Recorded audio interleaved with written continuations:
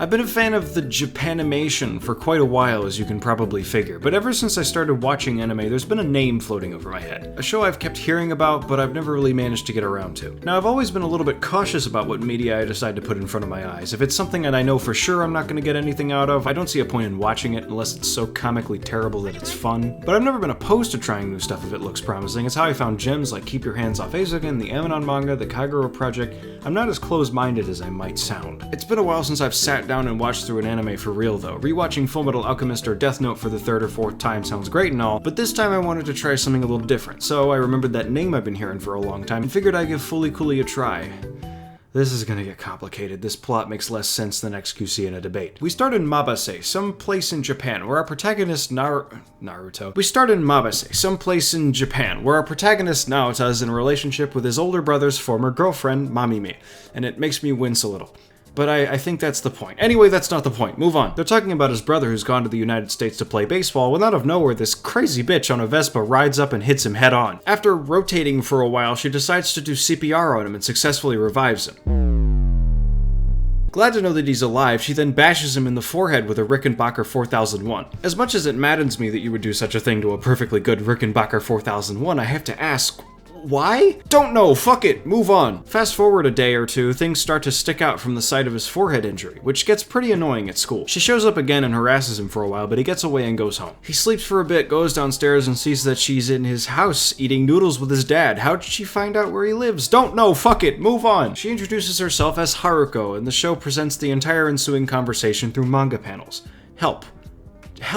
Help me. I don't understand. It doesn't make any sense. I can't make sense of anything happening right now. After a few weird conversations with Haruko and his dad, he runs off to see Mamimi again, where he has another weird conversation. Not very much is accomplished in any of these exchanges, but we do find out that Haruko is an alien, Naoto's dad is weird, and Mamimi is homeless. When he's talking to her, his forehead bump goes AWOL and a fucking awesome robot comes out of it. Actually, two. There's a red TV one that looks fucking badass, and then a white hand which it proceeds to beat the shit out of. Mid-fight, Haruko drives up and beats the TV robot over the head with her perfectly good Rickenbacker 4001, turning it green, and there's episode 1. Moving on to episode 2, we're introduced to Naoto's friends, Naoto's hat, and Naoto's lack of a brain? What? Don't know, fuck it, move on. He's got another bump coming out of the back of his head this time. Haruka's a Galaxy Patrol officer. We don't really know if she's telling the truth or if she's just fucking around, or even if that's a real thing. Medical Mechanica makes robots. Mamimi thinks the TV robot's a god because of a video game. Holy shit, robot fight. Mamimi is doing some weird-ass ritual that activates Naota's forehead boner again, and TV guy has to fight another big robot. Why? How does this work? Don't know, fuck it, move on. Haruko's here too, putting a mint-condition bass guitar in danger yet again. It's cool, but I don't understand anything as usual. The robot eats Naruto. The robot eats Naota, turns red, and one-taps the robot with a rocket launcher.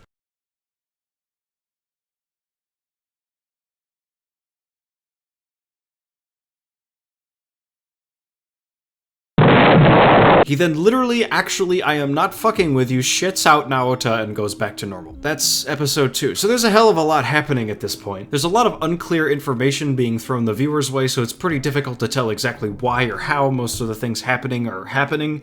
Why did Naota getting brain trauma make robots sprout from his forehead? Don't know, move on. Is Haruka really a Galaxy Patrol officer or whatever she says? Is that just a band, like Naota says? Who is she actually? Why is she here? I guess we might find out later, maybe? Don't know, move on. We start off episode 3 with one of Naota's friends in the car with some lady. She asks Naota's friend why she's got extra clothes, and she responds by saying that they're doing a play at school and that she got the lead. I hope that this results in a substantive plotline.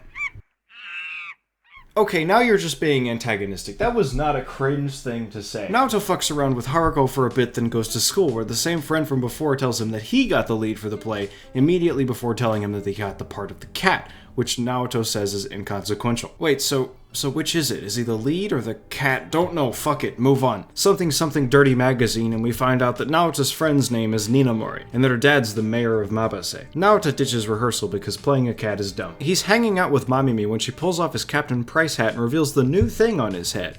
A pair of cat ears. Cat ears, I thought it was robots. Don't know, fuck it, move on. This is probably a metaphor that I don't understand. Doraemon reference, Naota's dad is selling something Dirty Magazine. Ninamori watches a bunch of journalists harass the secretary, who we find out is the woman from earlier. We really don't find out much else about her because she immediately runs away, never to be seen again. After a bit of banter between Naota and Ninamori, Haruko causes a 5-car pileup and fucking kills Naota. again. He also collides with Minamori head-on, which is always cool. She's okay though. Naoto's still dead though. The collision sends his Gilligan hat flying, causing Minecraft to be able to see his cat ears, and presumably as a result get indigestion. Curry. They're eating curry. Minimo is invited to stay at Naoto's place for the night by his dad, and we find out that she rigged the school election for the play in order to get the lead. A vague confession follows, and he looks like Parappa the Rapper, and Haruko's here, and they keep reusing the same shot, but it's intentional. Is this episode going to be pointless? I get the feeling this isn't going anywhere useful. Suddenly they're at school, and Naota and Mint Mobile are arguing about the play. She reveals his cat ears, and he reveals that she rigged the play election, and she has cat ears now, and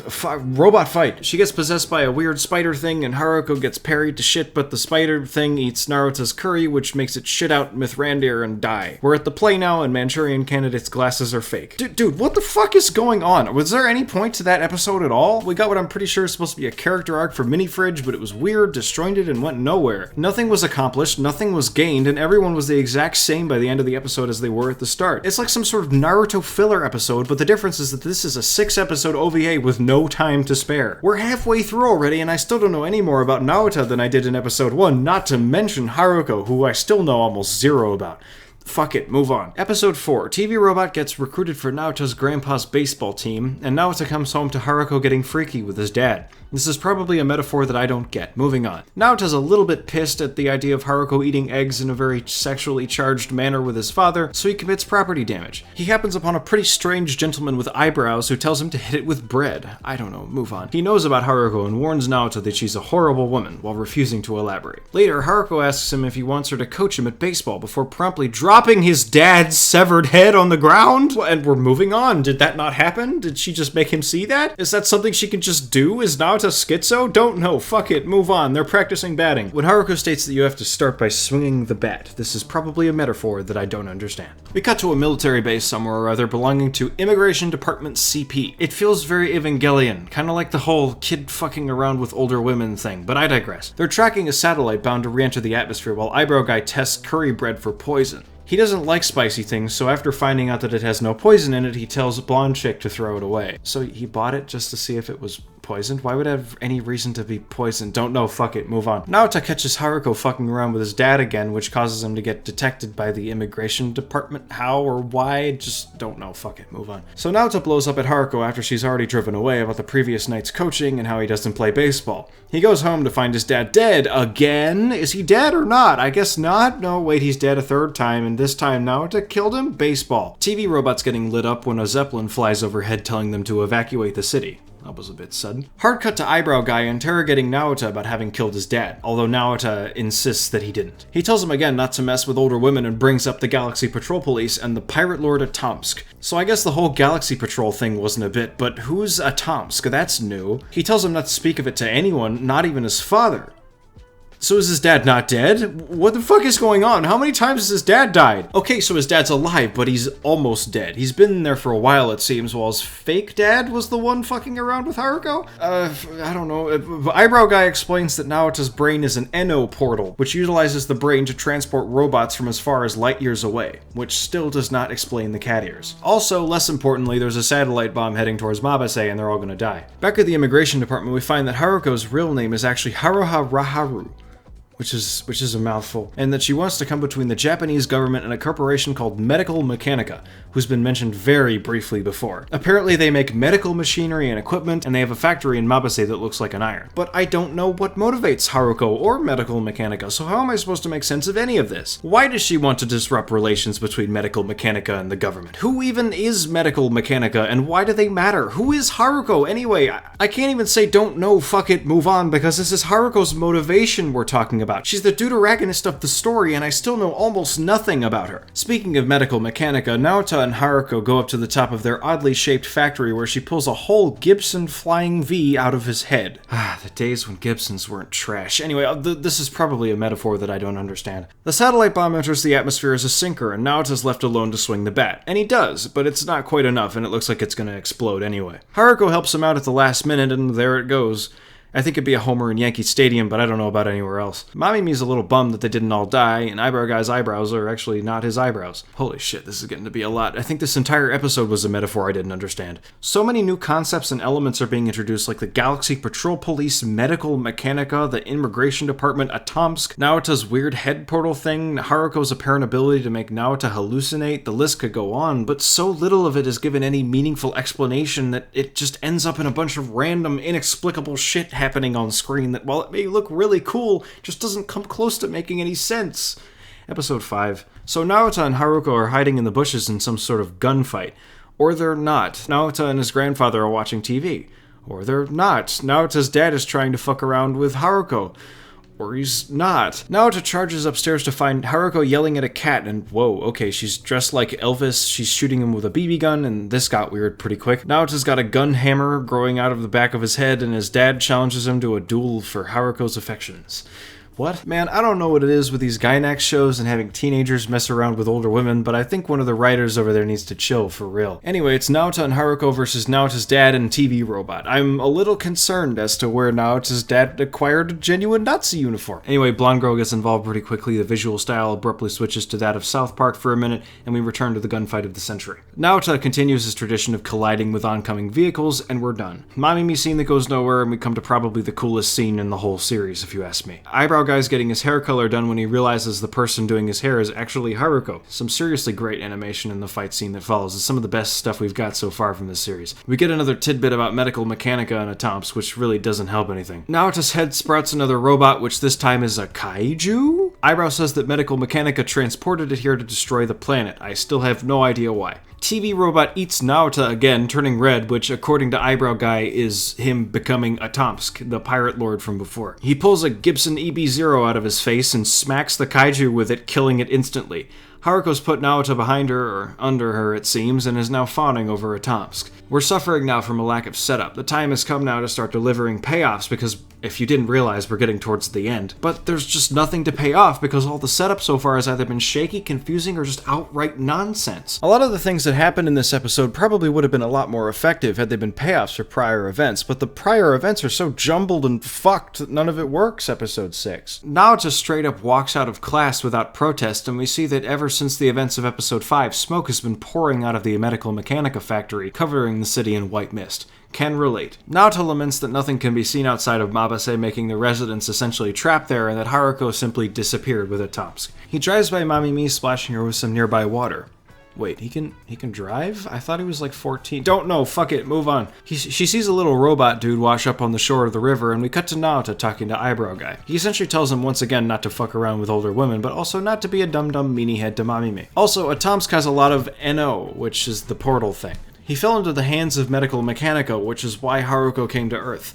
I've already explained how I've been given no reason so far to be invested in either faction, so I'm just gonna move on. Also, he gives Naota a pair of eyebrows, I don't know. Meanwhile, Mamimi starts feeding the robot cell phones, which makes it grow big and strong. Naota's sitting in his room with his flying V when he gets called down for dinner, and hi Haruko. They do the episode 1 manga bit for a while before they all get tired of it and stop. Haruko and Naota talk for a bit, and he runs away with her. Okay, listen, if it sounds like I'm being reductive when I'm describing what's happening, I swear I'm not. This stuff is actually happening this quickly and spontaneously, and it actually makes this little sense. I'm confused too. Mamimi's been feeding the dog-looking thing cell phones for a while, and it's getting concerningly big and strong. She has it eat Naota's bike, and it takes the whole thing down in one bite. It gets so big that she has to lead it around the back alleys to avoid it being seen, and when it sees Naota's friends, it goes crazy and attacks them. It starts eating cars and gets to the point where it's taller than a lot of buildings. Eyebrow Guy screams that it's part of the terminal core as it merges with TV Robot and heads toward the giant hand, culminating in this shot of Eyebrow Guy, which goes incredibly hard. Haruko bats Naota into the big terminal core creature thing, causing him to be eaten by it and complete the core. The hand starts moving and nearly crushes Eyebrow Guy alive, when suddenly TV Robot holds it from doing so,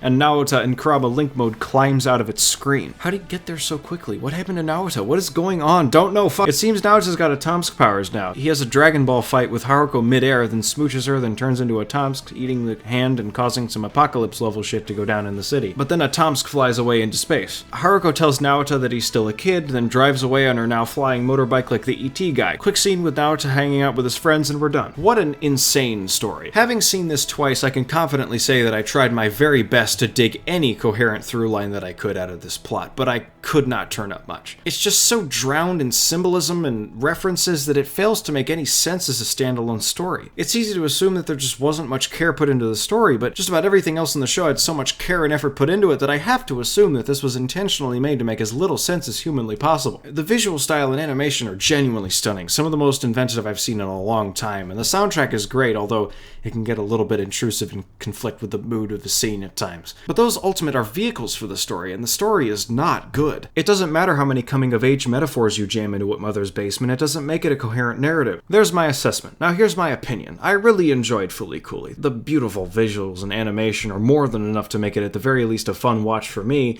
and I have to admit that some of the soundtrack has already made its way into my rotation. It's another one of those shows that I really like, but I can't in good faith recommend to anyone else. Everything about it is awesome besides the writing, and the writing matters most. It's the one thing keeping it from being a masterpiece in my eyes.